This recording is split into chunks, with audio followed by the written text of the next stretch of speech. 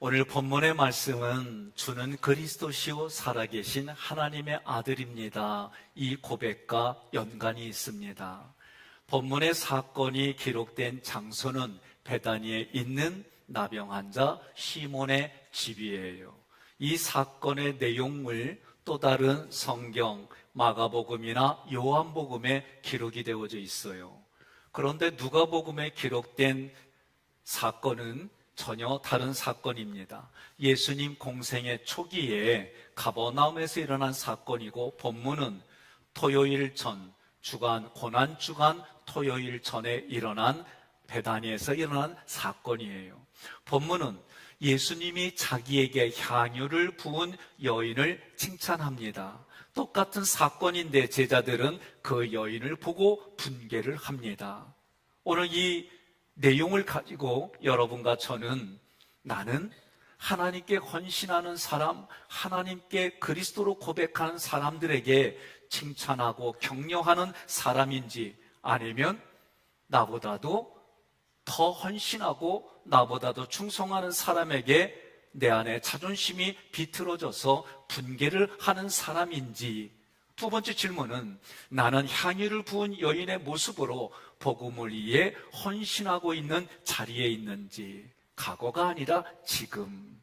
이 두 가지 질문에 여러분 말씀을 들으면서 각자가 결단하여 하나님께 고백하시고 하나님의 영광을 위해 사는 모든 분들이 되기를 주님의 이름으로 권면합니다. 6절, 예수께서 베다니 나병 환자 시몬의 집에 계실 때에, 지금 우리가 눈으로 볼 때에 그 몸이 여기에 있다, 이렇게만 볼 것인가? 오늘 6절에는 어근을 찾아보니까 전혀 다른 하나님의 의도가 숨어 있어요. 베단이라고 하는 이 단어는 가난하고 고통받는 자들의 집을 의미해요. 나사로의 마을로 알려져 있는 곳이 베단이에요. 나병 환자, 문둥병자는 이 당시에는 하나님께 저주받은 사람들이에요. 사람들로부터 격리됐어요. 완전히 격리되어서 교제가 없어요. 죄를 상징합니다. 시몬이라고 하는 이 단어는 히브리어 쉼몬, 뜻은 듣다, 들음, 이 단어를 음역한 단어예요. 이 단어들을 다시 조합을 해보면 구원자 예수님께서 가난하고 고통을 받으며 병들고 죄에 사로잡힌 자들에게 복음을 들려주시려고 그 집에 계신다. 복음이 무엇이냐라고 할 때에 사도행전은 예수가 그리스도이다, 로마서도 이 이야기를 해요. 구약에 오실 예수는 어떤 분이냐라고 할 때 이사야 61장 1절 함께 봉독합니다. 주 여호와의 영이 내게 내리셨으니 이는 여호와께서 내게 기름을 부으사 가난한 자에게 아름다운 소식을 전하게 하려 하심이라. 나를 보내사 마음이 상한 자를 고치며 포로된 자에게 자유를, 갇힌 자에게 노임을 선포하며. 아멘. 6절은 복음이 무엇인지, 복음이신 예수 그리스도가 어디에 계신지, 그분이 무엇을 하려고 하는지 단어의 어근을 통해 우리에게 그 함축된 의미를 가르쳐주고 있습니다. 사람들이 외면합니다. 그가 병들었기 때문에, 그가 가지고 있는 물질이 없기 때문에 외면합니다. 그 사람은 외롭습니다. 병들어서 고통을 받습니다. 치료할 방법이 없습니다. 그의 육신도 아프니 마음도 병들어지고 영혼도 피폐해졌습니다. 그런 사람, 그런 자리에 예수님이 오셨습니다. 육신을 고쳐줍니다. 마음을 어루만져 줍니다. 상처를 치유해 줍니다. 어둠에 갇혀있는 영혼을 구원해 주십니다. 그분이 예수님입니다. 하나님의 아들 예수님이 그리스도로 이 땅에 육신으로 오셔서 우리의 몸, 우리의 마음, 우리의 영혼을 건져주시는 거예요. 치료해 주시는 거예요. 그러려고 그들과 함께 하시는 곳, 그것이 오늘 베다니 나병 환자 시몬의 집이다라는 내용이에요. 외롭고 힘들어서 혼자 있는데 함께 해주는 거예요. 얼마나 기쁠까. 저도 외로울 때가 있어요. 아플 때가 있어요. 다 떠나는데 여전히 거기에 있어서 내 병든 몸을 치료해 주려고 애쓰고 나의 마음을 어루만져 주려고 애쓰고 오늘도 여보 이런 넥타이 하면 어떨까? 그러고 여기까지 옮겨. 여보 고마워. 에? 외로울 때 내 옆에 누군가 외로운 나를 붙들어주고 힘들 때 누군가 나를 격려해주고 정말 어찌할 방법이 없을 때의 그 한마디, 그 한 손길이 예수님은 오늘 여러분 각자를 통해 얼굴로 여러분의 손과 팔로 나타나는 줄 믿으시기를 바랍니다. 그곳이 천국입니다. 그곳이 하나님이 함께 해주시는 하나님의 나라입니다. 7절 그런 곳에 한 여인이 예수님을 찾아옵니다. 매우 귀한 향유 한 옥합을 가지고 나왔습니다. 식사하시는 예수님의 머리에 붓습니다. 자, 한 여인이 예수님께 나온다라고 할 때 여기에 들어가 있는 내용은 이 여인은 들어서 믿음이 생겼어요. 들은 내용들이 그대로 믿겨졌어요. 그래서 그 마음은 예수님을 구주로 그리스도로 고백하는 마음을 가지고 나왔다는 거예요. 그 여인은 누구냐? 요한복음 12장 3절을 근거로 보니까 마르다의 동생 마리아예요.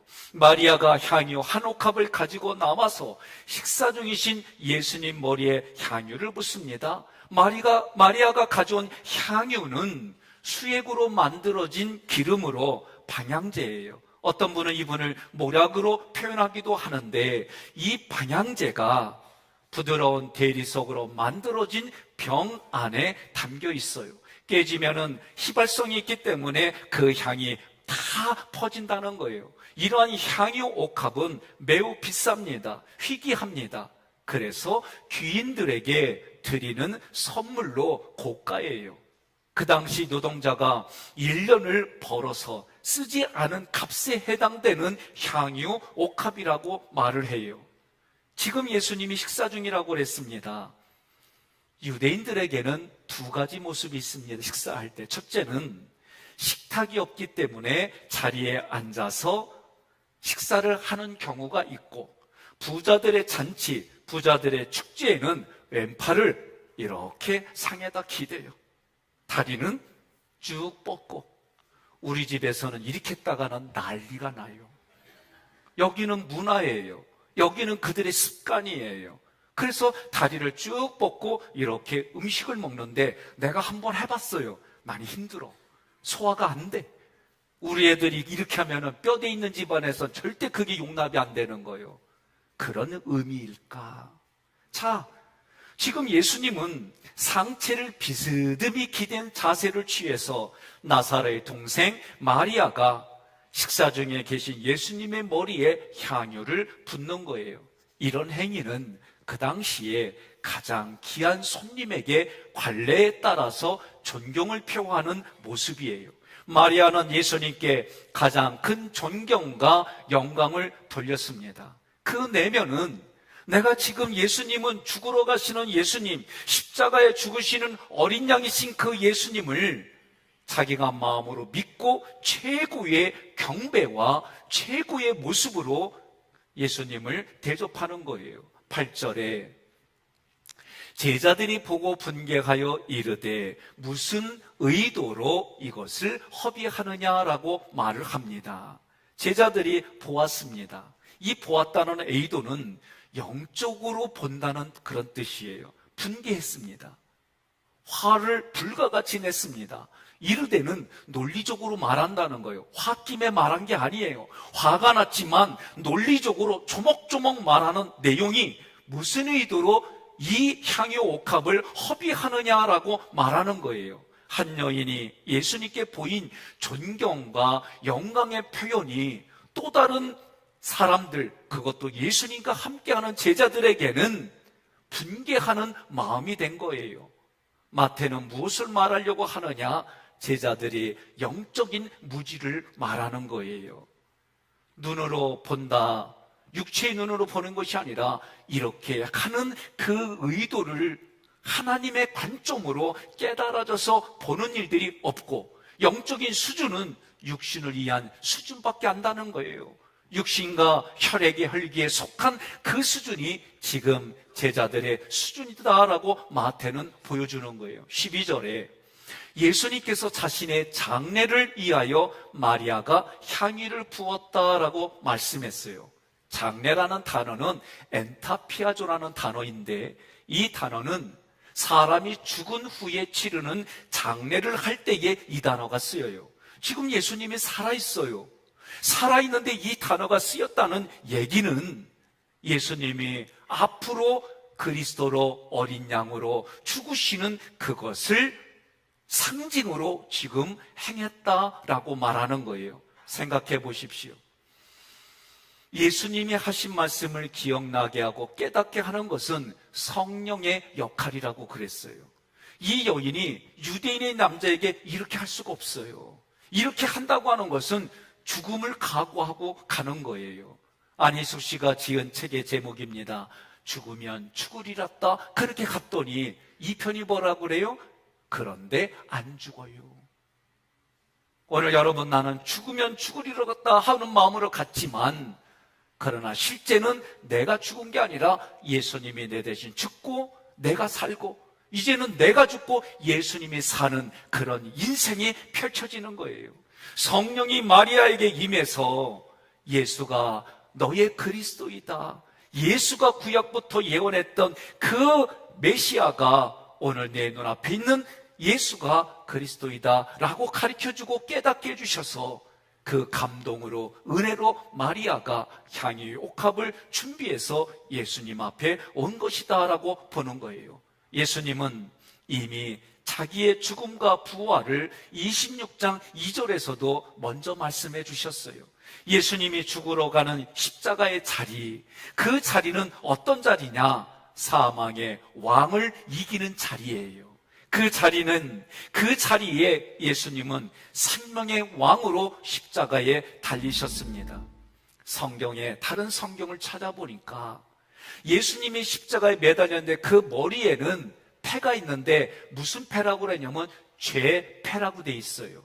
죄패의 내용을 보니까 그 머리에 위에는 유대인의 왕 예수, 이렇게 쓰여져서 예수님을 십자가에 못 박았어요. 그러나 세상 사람들은 그렇게 예수님을 유대인의 왕이라고 조롱하고 유대인의 왕이라고 욕을 했지만, 향유 옥합을 부은 여인은 나와 우리의 왕이신 예수님께 기름을 부은 거예요. 그리스도라는 뜻은 기름을 붓다라는 뜻이에요. 그러니 이 여인은 지금 예수가 나에게 왕입니다, 그리스도로 십자가에 죽으시는 왕입니다, 이런 마음을 담아 향유를 부어주신 거예요. 여전히 제자들은 하나님의 이런 영적인 배열들, 우리가 구원받는 그 내용들을 모르기 때문에, 하나님의 의도, 예수님의 의도를 알지 못하기 때문에 하는 말이 9절, 이것을 비싼 값에 팔아 가난한 자들에게 줄 수 있었겠도다 하거늘. 이 9절의 속 의도는 율법으로 가득 찬 이들의 반응이에요. 율법은 그 당시의 가치 기준입니다. 율법은 그 당시에 이성적입니다. 논리적입니다. 이런 관점으로만 본 거예요. 향유 한 옥합을 팔면은 많은 가난한 사람들에게 나눠줄 수 있다라고 생각한 거예요. 그렇게 할 수 있는데 하지 못했다는 거예요. 자기 뜻대로 하지 않았다는 거예요. 생각과 감정이 불편해집니다. 뒤틀리집니다. 그리고 분개했습니다. 폭력의 언어에 가까운 소리를 지른 거예요. 예수님께 경의를 표하는 것이 너무 지나치다라고 생각하는 거예요. 가난한 사람들에게 그 돈을 사용하는 것이 하나님의 말씀이고 의무이고 그 당시에 율법이다라고 말하는 거예요. 이 사건을 우리에게 가져와 보십시오. 여러분 각자 개인에게 가져와서 가정해 보십시오. 때로는 나의 믿음으로 많은 액수의 헌금을 드리고 나보다도 다른 사람들보다도 더 많이 헌신하고 충성하는 이들에게 나는 칭찬해주고 격려해주고 있는가? 아니면 적당해, 네가 그렇게 하면 나는 이만큼을 드려야 되잖아, 네가 그렇게 하면 나는 또 이만큼 해야 되잖아, 야 우리 입장도 좀 봐, 적당히 맞춰줄 줄 좀 알아봐. 현실 좀 생각해야지. 너 하는 게 너무 지나쳐. 미쳤어. 너무 리얼해서 여러분들이 아무 반응이 없는 거예요. 예? 저 자신에게로 가지고 와봤어요. 부목사 때 후배가 담임 목회해요. 정말 잘해요. 그러면 김 목사 고생했어, 수고했어, 이런 말보다는 내가 거기 갔을까요, 안 갔을까요? 여러분 믿음대로 한번 표현해 보셔. 갔을 것 같아요? 감사해요. 나는 때로는 여러분들이 내 신앙보다 더 뛰어나다고 생각해요. 나 안 갔어. 아니, 내 후배인데 나보다 잘 나가. 내 후배인데 너무나도 목회 잘해. 나보다도 뛰어나게 하니까 나 삐졌어. 그래서 안 갔어, 그 자리에. 죄송해요. 그래서 제가 부목사 때 어떻게 했느냐? 기도실에 가서 내 평생 소원 담임 목회 하다가 요렇게만 찬양하면 꼭 문을 열고 들어오는 성도들이 있어요. 그러면 내가 또 이렇게 말하는 게 불편하잖아.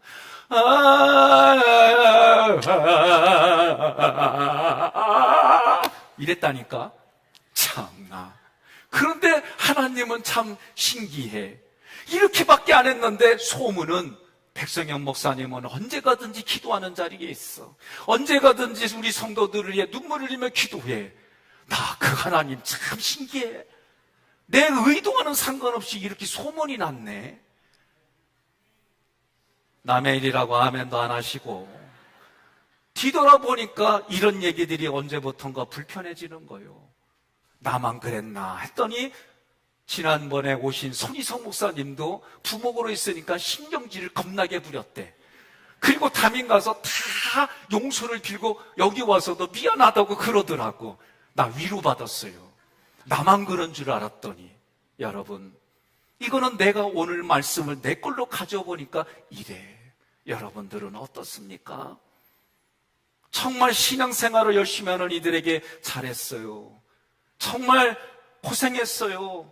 나는 그렇게 하고 싶어도 없는데 당신은 나와는 다르게 그렇게 해서 격려하고 축복해주고 그런 분위기를 만들어 가는지, 아니면 잘하는 사람도 딴지거리를 하고 앞으로 나아가지 못하게 하는지.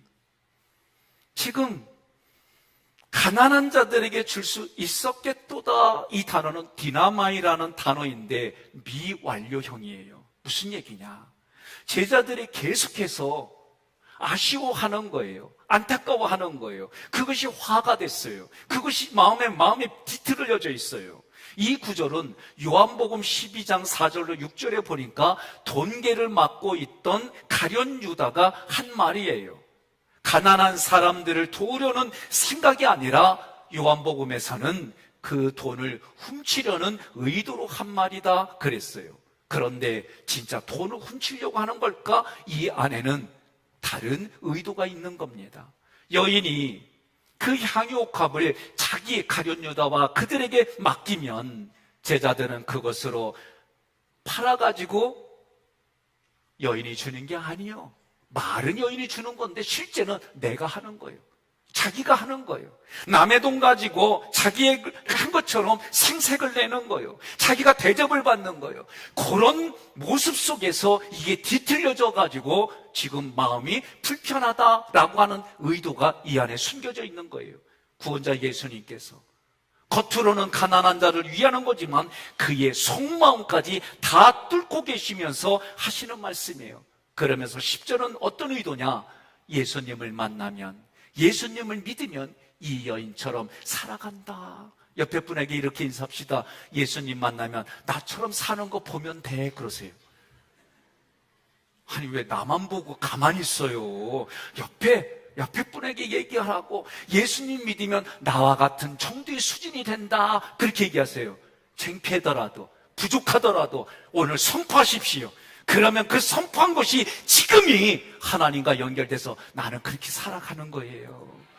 여러분, 성경의 시제를 보세요. 다 과거가 아니에요. 어제가 아니에요. 지금이에요, 지금. 그러니까 예배드리면서 다시 어그러진 마음을, 다시 삐뚤어진 마음을 바로에서 지금부터 하나님을 대하듯이 내 배우자에게, 하나님을 대하듯이 내 자녀들에게, 하나님을 대하듯이 내 부모에게, 하나님을 대하듯이 내 이웃에게 그 믿음과 사랑과 은혜가 흘러가는 자리로 내가 지금 다시 선포하겠다, 그 얘기요. 옆에 분에 얘기하세요. 이것도 못해야? 그러세요. 예? 그렇게 다시 선포하면은 누가 먼저 들어요? 내가 먼저 들어. 내가 말한 것을 하나님이 들으시고 그렇게 행할 수 있도록 때를 따라 도와주심을 믿으시기를 주님의 이름으로 권면합니다. 10절에 예수께서 하시고 그들에게 이르시되 너희가 어찌하여 이 여자를 괴롭게 하느냐? 그가 내게 좋은 일을 하였느니라. 이 좋은 일은요, 선하다는 거에서 하나님 앞에 쓰이는 단어고, 내게 좋은 일 할 때 내게는 강조예요. 문법으로 보면 목적격이 무슨 얘기냐면 그리스도에게 좋은 일을 했다, 예수가 자기 자신을 강조한 거예요. 이 10절의 구절을 통해 예수님께서 어떤 거냐? 우리의 속 깊은 데까지 아셔요. 그런데 우리의 수준에 맞추어서 성령님이 역사하고 나를 조금씩 만들어가며 나를 하나님이 원하시는 수준까지 만들어 가심을 믿으시기를 바랍니다. 제자들이 화를 내고 있는 겉의 모습뿐만 아니라 내면의 모습까지, 물질에 대한 탐욕까지 아시는 예수님이 말씀하시는 거예요. 이 여인이 나를 그리스도로 알고 믿고 고백하여 존경과 영광을 돌리고 있다. 그런데 제자들은 그런 모습을 왜곡했습니다. 그리고 여인에게 언어로, 말로 고통을 주는 거예요. 예수님께서 이러한 상황을 잘 아시고 여자를 괴롭히지 말라고 그런 거예요. 예? 어떤 분이 노래를 불렀어요. 남자는 여자를 괴롭게 해. 예? 이거를 어떻게 받아들이냐에 따라서 그 상황, 그 시간이 달라지는 거예요.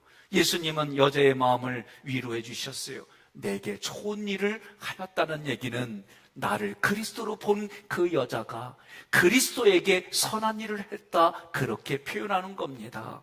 더욱이 이 여자의 헌신은 예수님께서 보실 때에 장례를 준비한다, 내가 죽은 이후에 그 향유를 부어서 방부제의 역할을 했단 말이죠. 다른 말로 말하면 하나님의 선한 행위 그리고 구원의 경륜이다, 그리스도 예수님이 말씀하는 겁니다. 11절 함께 봉독합니다. 가난한 자들은 항상 너희와 함께 있거니와 나는 항상 함께 있지 아니하리라. 아멘. 가난한 자들은 항상 너희와 함께 있다, 이 구절과 나는 항상 함께 있지 아니한다, 이 두 구절을 따로따로 해석을 합니다.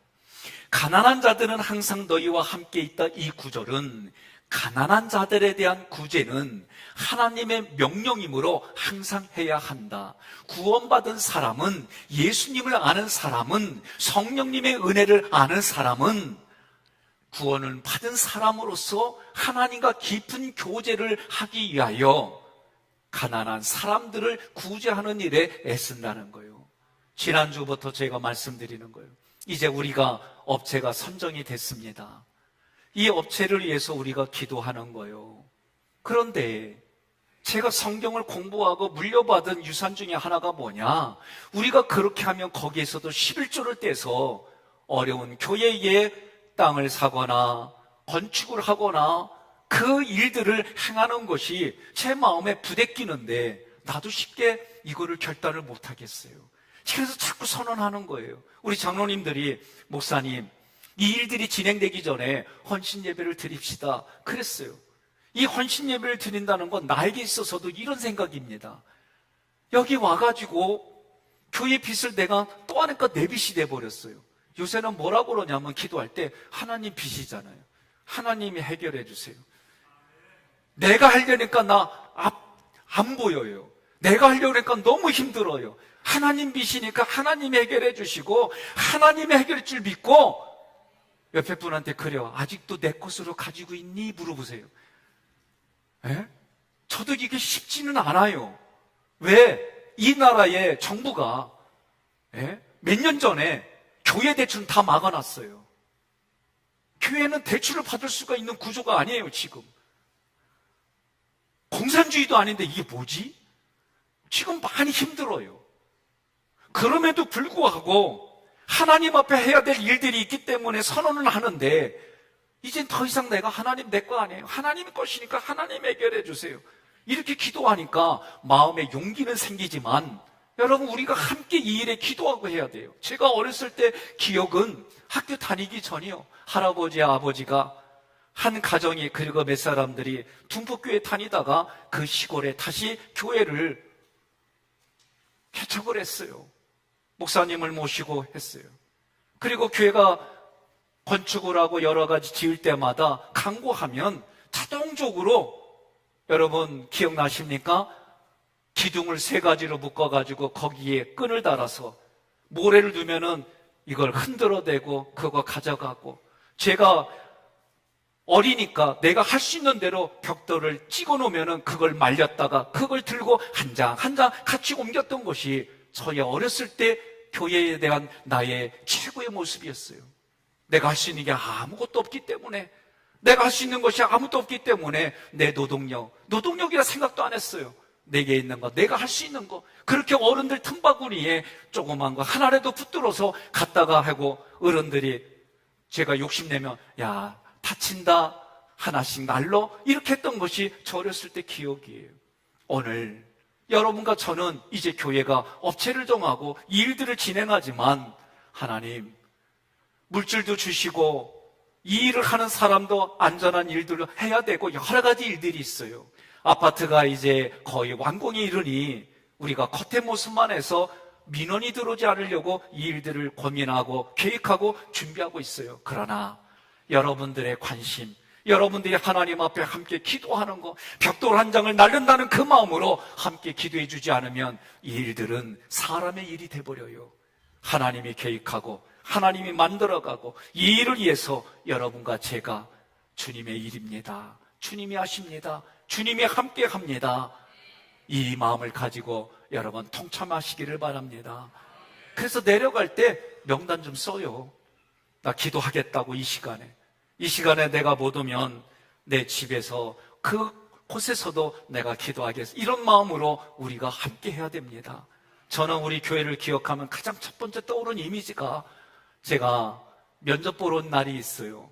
문세득 장로님이 목사님 우리 교회 구석구석을 봅시다.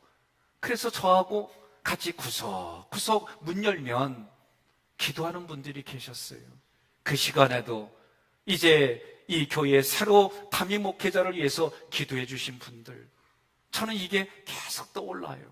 새벽에 오면은 꽉 차서 하나님 앞에 깨구리처럼, 한여름밤의 깨구리처럼 깨굴 기도, 이게 저의 첫 번째 우리 교회 이미지예요. 나는 여러분들이 이렇게 같이 하는 모습이 향유 옥합을 깨는 모습이다라고 저는 얘기하는 겁니다. 여러분, 나는 항상 함께 있지 아니하리라, 이 구절은 그리스도이신 예수님께서 지금 합당한 영광을 드리는 것도 반드시 해야 될 일이다라고 가르쳐주는 거예요. 우리는 꼭 기억해야 됩니다. 내 신앙의 시제는 항상 지금이어야 되는 거예요. 과거했던 거는 과거일 뿐이에요. 내가 지금 하나님 앞에 바로 서서 하나님을 사랑합니다, 하나님을 존경합니다, 하나님 주신 믿음으로 나는 이렇게 반응하며 신앙생활합니다, 이것이 항상 지금이어야 되는 거예요. 그럴 때 내 배우자에게 지금 사랑합니다, 내 자녀들에게 지금 사랑합니다, 내가 지금 내 옆 사람들에게 사랑합니다, 그것이 과거가 아니에요. 지금이에요. 지금일 때, 그 지금이 하나님 앞에 갔을 때의 지금으로 하나님은 보아주시고, 도적같이 그 나라가 임할 때 나는 그 모습으로 하나님 앞에 서는 줄 믿으시기를 바랍니다. 12절 함께 봉독합니다. 이 여자가 내 몸에 이 향유를 부은 것은 내 장례를 위하여 함이니라. 아멘. 장례라는 이 단어 엔타피아조는 사람이 죽은 후에 치르는 장례를 말하는데, 지금 죽은 자에게 향유를 붓는 것은 유대의 관습인데, 니고데모가 예수님의 시체에 향품을 바르고 세마포로 쌌다는 기록은 있지만 기름을 부었다는 사실은 기록이 없어요. 그러니 이 여인이 지금 여기 살아있지만 죽은 예수님으로, 그리스도로, 사망을 깨뜨리신 왕으로, 그 예수님으로 바라보고 그 믿음을 가지고 우리에게는 상징으로, 제스처로 예수님에게 기름 향유를 부은 겁니다. 이 여인의 행동은 문법이 과거 능동이에요. 무슨 말이냐? 제자들에게 선포된 말씀이 흘러서 들었어요. 그래서 들렸어요. 그래서 여기에 믿음이 생겼어요. 믿음이 생기니까 이제는 내가 그것을 더 깊이 폭넓게, 그리고 이성과 과학과 논리를 초월하시는 하나님이 믿어지는 거예요. 그런데 행한 시간은 지금입니다. 이 여인은 예수님의 말씀과 행적을 통하여 예수가 그리스도임을 믿었습니다. 예수님이 하신 말씀대로 고통을 겪으시고 죽으셔서 부활하신다는 것도 믿었습니다. 그것이 언제냐? 지금 믿어졌고 지금 행하는 거예요. 마태복음 26장 2절에 예수님이 제자들에게 말씀하셨습니다. 너희가 아는 바와 같이 이틀이 지나면 유월절이라, 인자가 십자가에 못 박히게 팔리리라 하시더라. 이 말씀도 이 여인에게는 그대로 믿겨져서 죽으러 가시는 예수님, 죽은 예수님을 향하여 성령의 깨달음대로 믿음을 가지고 죽으면 죽으리라는 마음을 가지고 예수님께 나아간 거예요. 이 여인은 예수님께서 이틀 후에 십자가에 못 박혀 죽으시는 것이 그냥 죽는 것이 아니라 세상 사람들이 기대에 어긋나서 그 분노로 죽이는 것이 아니라 하나님이 계획하고 계획하신 대로 나의 죄를 대신하여 죽으시는 그 예수님 앞에 내가 표현할 수 있는 최고의 경의, 최고의 표현으로 그것이 향유 옥합으로 예수님께 드리는 거예요. 예배도 마찬가지입니다. 레위기의 5대 제사 7대 절기는 하나님께 나아가는 방법으로 예배를 드리고, 예배를 드리는 후에 그 하나님이 나와 함께 주시는 하나님으로 7대 절기를 이스라엘 백성들에게 주셨어요. 오늘 여러분과 저는 그 제사가 예배입니다. 지금 이 자리에서 나는 어떻게 최고의 모든 것을 드리는 표현을 할 수 있을까? 내게 있는 향유 옥합은 어떤 것일까? 나는 나를 구원해 주신 예수님께 나는 어떻게 표현할까? 그 예수님이 말씀하십니다. 13절 함께 봉독합니다. 내가 진실로 너희에게 이르노니 온 천하에 어디서든지 이 복음이 전파되는 곳에서는 이 여자가 행한 일도 말하여 그를 기억하리라 하시니라. 아멘. 이 표현은 최고의 헌신과 남보다 더 많은 헌금을 드렸다, 이것이 초점이 아닙니다. 이 여인은 예수님을 그리스도로 믿고 그리스도로 표현한 것이 초점이에요. 주님의 말씀대로 나의 죄를 대신하여 십자가에 죽으시는 예수님을 믿었습니다.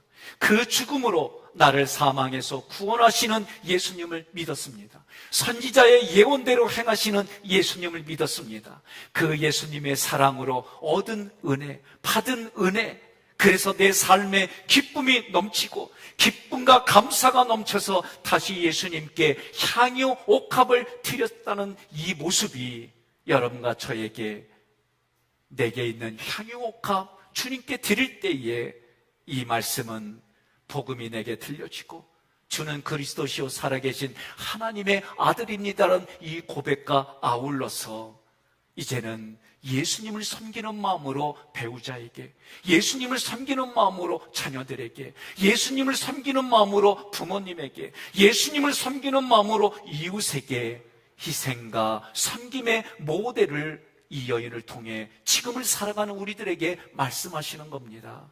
여기에는 예수님의 사랑이 있습니다. 여기에는 예수님의 믿음이 있습니다. 이것이 내게 넘겨져서 나는 받았습니다. 이제는 담대한 믿음을 가지고 용기를 가지고 자기를 희생하며 십자가에 걸어가시는 예수님, 나도 내 십자가를 지고 나를 부인하고 자기 십자가를 지고 그 예수님을 따라가겠습니다. 이것이 여러분과 저의 향유 옥합이 되기를 다시 한번 권면합니다.